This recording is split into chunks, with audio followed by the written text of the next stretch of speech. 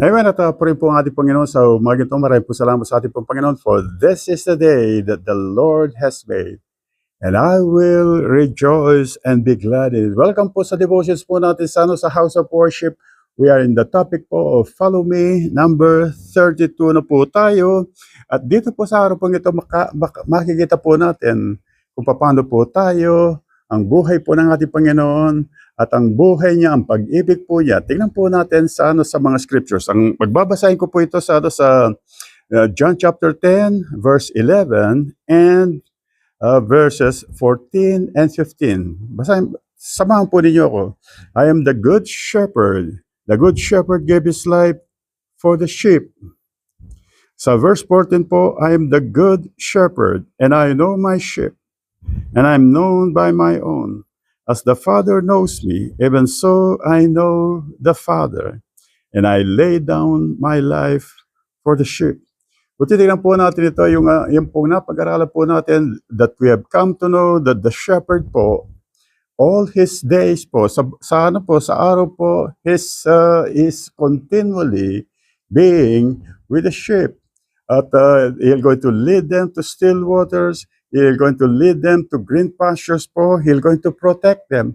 At pagdating po ng gabi, makita po natin, he'll going to put them in the sheep pen. At andun po siya sa opening.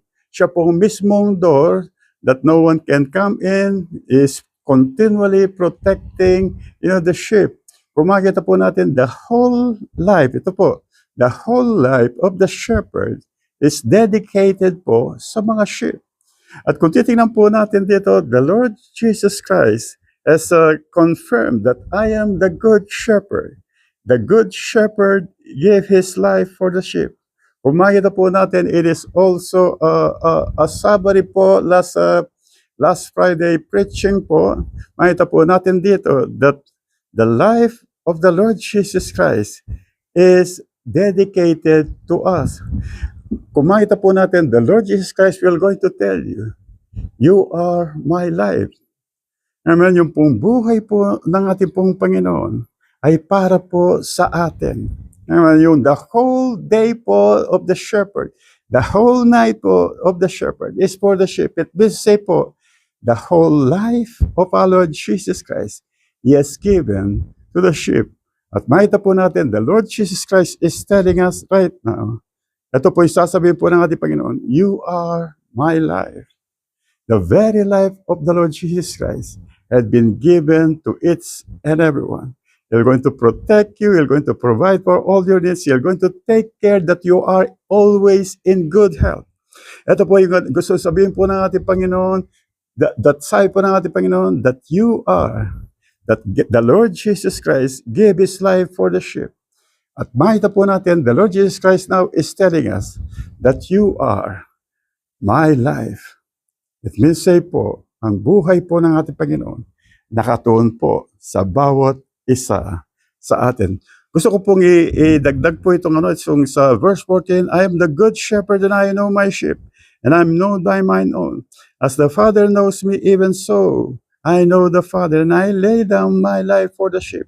Kung makita po natin, succession po ito, the good shepherd knows his sheep, and the sheep knows the shepherd. The Father knows the Son, and the Son knows the Father. Kung titignan po natin, tutuloy po ako sa verse 17. Sabi po natin sa verse 17, therefore my Father loves me, because I lay down my life, that I may take it up again. Ito po pala yung God knowing the Son is God loving the Son. Amen. Kung makita po natin dito, at kung titignan po natin dito sa mga susunod pa pong mga pag-aral po natin, the Lord Jesus or the Father loves the Son. And the Son, kung titignan po natin ito sa John chapter 15, sabi po ng ating Panginoon doon, and I have loved you. Ito lang po yung pag-uusapan po natin sa mga susunod pa pong mga devotion. Pero po ngayon, sa araw po ito, makikita po natin that the very life of the Lord Jesus Christ is all dedicated to each and everyone po. Kinumpara po niya ito sa isang shepherd sa sheep.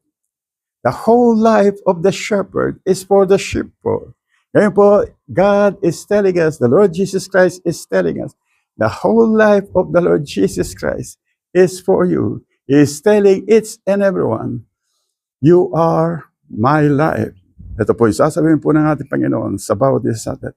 You are my life. Nakatuon po sa atin ang buhay ng ating pong Panginoon. At maraming po salamat sa ating pong Panginoon sa lahat po yung mga nasa live streaming, sa lahat po na makakapanood po ng live streaming na ito. Pagpalain po kayo ng ating Panginoon sa araw po ito at sa mga susunod pa pong mga araw. And glory to God po.